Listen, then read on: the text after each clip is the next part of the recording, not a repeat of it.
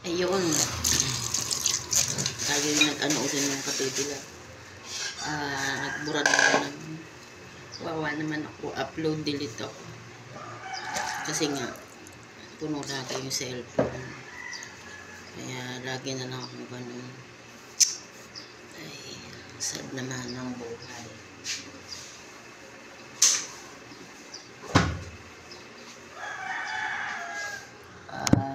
Tapos na ako sa aking niluluto mga kapibila. Ito na yung sinigang natin na manok. Linis-linisan natin yung kalan kasi ayoko nang mamantikang kalan. Gusto ko yung malinis yung kalan katulad ng mukha ko, Charis. Hindi naman ako kalinisan pero ayoko nang mamantika talaga. Irita ako magluto dyan pag ganan. Ayan, linis tayo. Dapat kung ano yung ganda ng face. Yun na hindi ng linis ng bahay. Hindi ano yan, hindi yan sa ganda lang. Hindi naman marunong sa buhay at sa bahay. Naku. Kaya sa mga lalaki dyan, pipiliin ninyo yung babae na responsable. Yung hindi lang ganda, hindi lang puro ganda-ganda ng mukha, ganan. At yung marunong sa kusina, marunong sa bahay. Kasi, anuhan mo naman yung ganda kung hindi, lagi ka namang gutom. Diba? Importante doon. Ano yan, package yan. Maganda na. Galing pang magluto. Hindi ko naman sa ano yung sarili ko. Ano lang naman yan, parang nasabi ko lang din na mas maganda yung gano'n na ano, kung baga pipili ka, dapat package yun. Ganda na.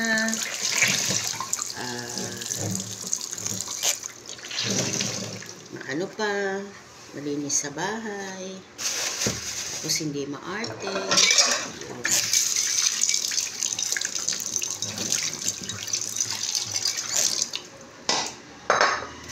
Ilinisan natin tong ating binili na maliliit na galunggong kasi type ko to na pinapaksiw. Favorite ko lang naman. Paksiw.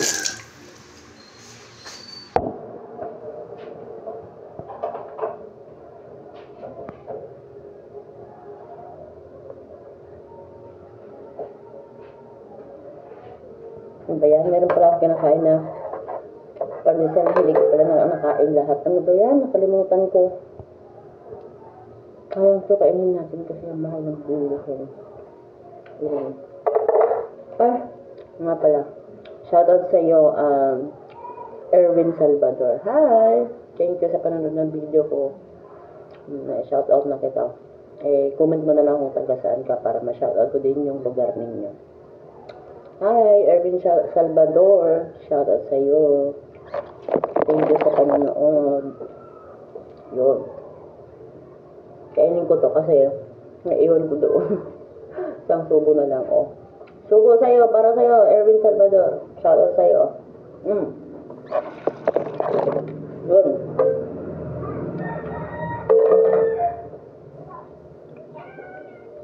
Hindi ako marunong mag-ano ha. Hindi ako marunong yung maglilinis ng diretsuhan yung tanggal yung ano. Pero mga expert lang yun. Ako pag naglilinis ng isda,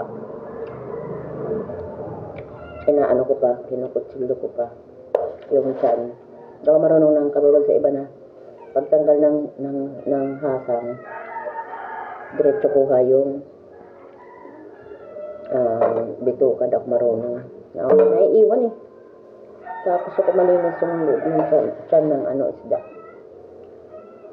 Favorite ko to. Paksiw. Kasi sila mahilig sa mga baboy-baboy. Saka binilan ko yung ating dyan, Hindi ko alam kung friend o o hindi, okay na tayo.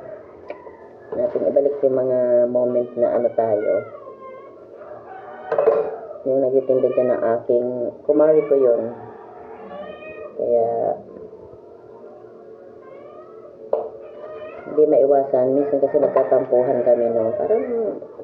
Parang ano lang, wala kaming communication. Parang may nakarating sa kanyang chika na ganito, ganyan. Kaya, magkasamaan kami ng loob. Pero okay naman na, niyakap naman niya ako. Ano sa akin yun? Alam mo, natuto na rin naman ako na patawarin siya kasi hindi lang kami, yun nga lang, ang problema sa kanya, hindi niya ako kinausap. Tapos naniwala siya sa nagsabi sa kanya na ganito, ganyan. Kaya, sa totoo lang mga kabibilag ako, hindi ako lumalabas ng bahay ko kasi ayoko nakikipag-chika-chika dyan sa labas kasi ayoko kasi yung gano'n, yung nakakasira ka ng kapwa. Gusto ko, masolban din ako ng pamamahay ko, yung buhay ko pakikialaman ko kasi una sa lahat,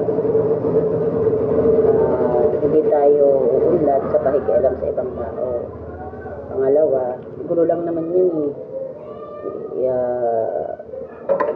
Kaya mas pinipili ko na nasa loob lang ng pamamahay ko, yung buhay ko, pakikialaman ko. Kaya ito yung ginawa ko, nagbablog na lang ako kasi kaysa naman mangapit bahay ako, tapos puro lang naman maritisan, yung ganun.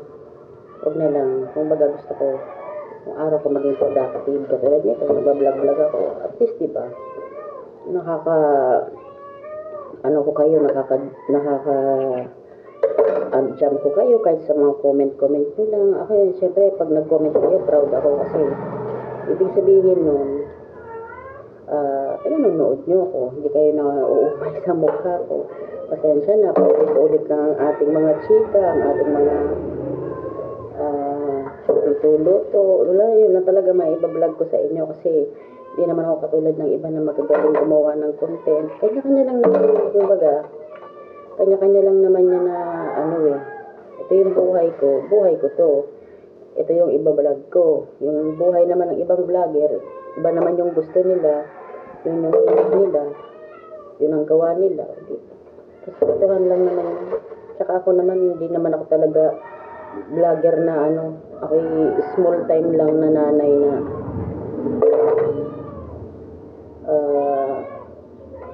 try lang mag-vlog. Din naman talaga ako yun na katulad ng iba na sobrang mga sikat, yung mga nag-earn na sila ng ano sa vlog nila. Ako naman, na-inspired lang ako sa kanila. Tsaka parang sa akin, ibangan ko na lang din kasi nga, hindi nga ako palalabas ng bahay, bibihira. Kaya kumbaga, parang ano ko na to, libangan. At the same time, nagkakaroon ako ng kaibigan, mga galing sa ibang lugar, mga gano'n. Kaya sa mga nanonood sa akin, maraming salamat. Hindi ko man kayo, maisa-isa, lahat kayo. Napakalaking tulong sa akin noon kasi sa katulad ko nagsisimula pa lang dito. Lalo sa mga nagsusubscribe sa akin. Hindi ko na kailangang i-mention isa-isa kasi syempre madami kayo. Nag-earn kasi ako ng mga subscriber gawa ng yung channel ko dati ay na-copyright ako doon kaya itong bagong channel na to parang back to zero ako. Alam mo bang dumating sa point na ayaw ko nang mag-upload kasi dahil lang doon. Siyempre baguhan tayo. Si YouTube ay may mga rules yan. Minsan hindi natin alam,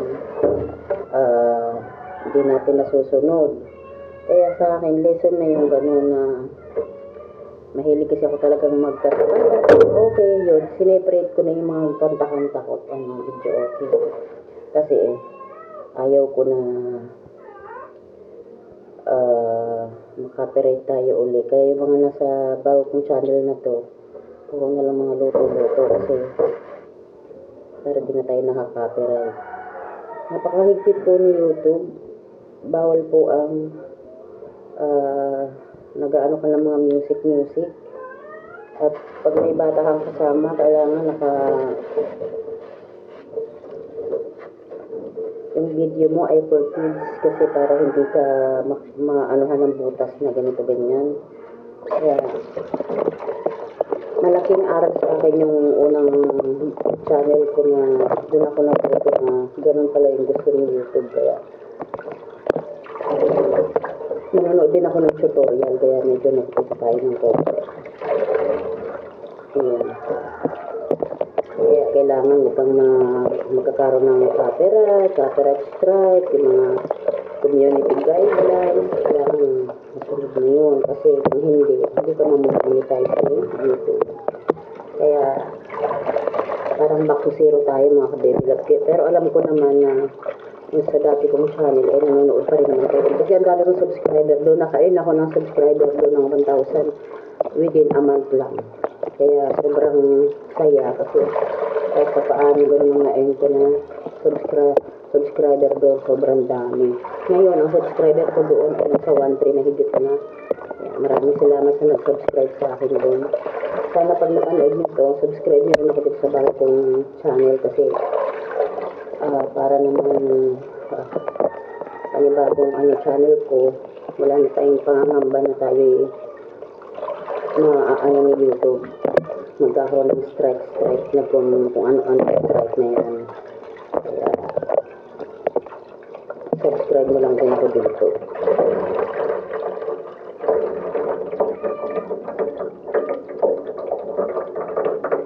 Yan, dami ng 1 kilo. 1 kilo yan mga kabitulan.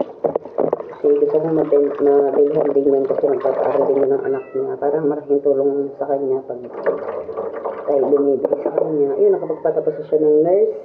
Diba? Alis dyan, baka matapakan na naman kita.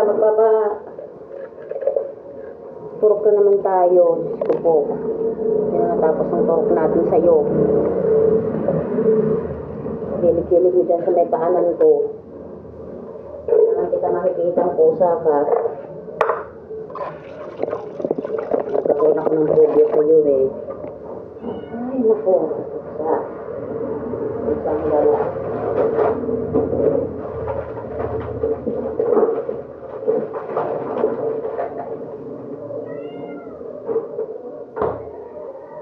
Tapos ko lang pagpapaturok kaya tayo nagkakaroon ako ng phobia sa pusa. Nandito na naman sa likod ko. Baka mamaya konting pagkakamali namin natapakan na naman. Yun, nabubulol ako sa yung pusa ka. Magtapakan naman kita paturok na naman tayo. Gasos na naman.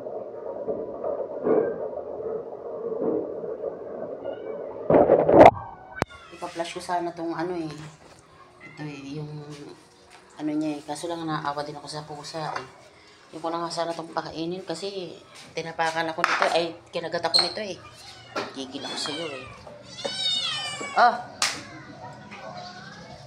Salamat ka mabait ako. Hindi, pa-flash ko talaga yan para di mo maano.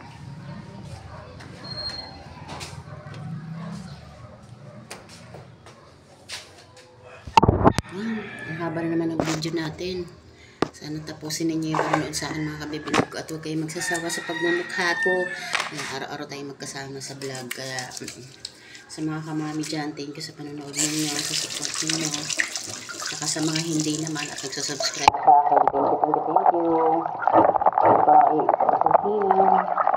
God bless po sa inyo. Alam ko naman kung sino-sino kayo kaya hindi ko na kailangan isa-isahin kayo. Kasi nagpapasubscribe talaga ako kasi bago tong channel ko na to. Pasadahan natin ng konti ang ating mga anik-anik. Ang ating sinigang ay takpan ko kasi mabilis ang pusa.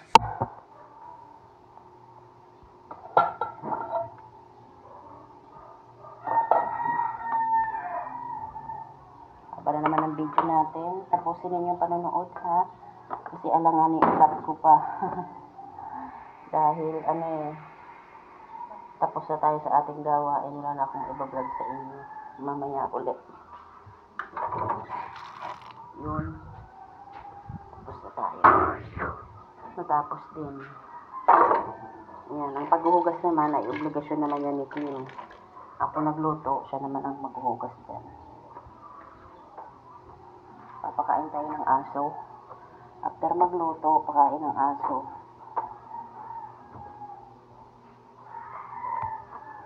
Diba?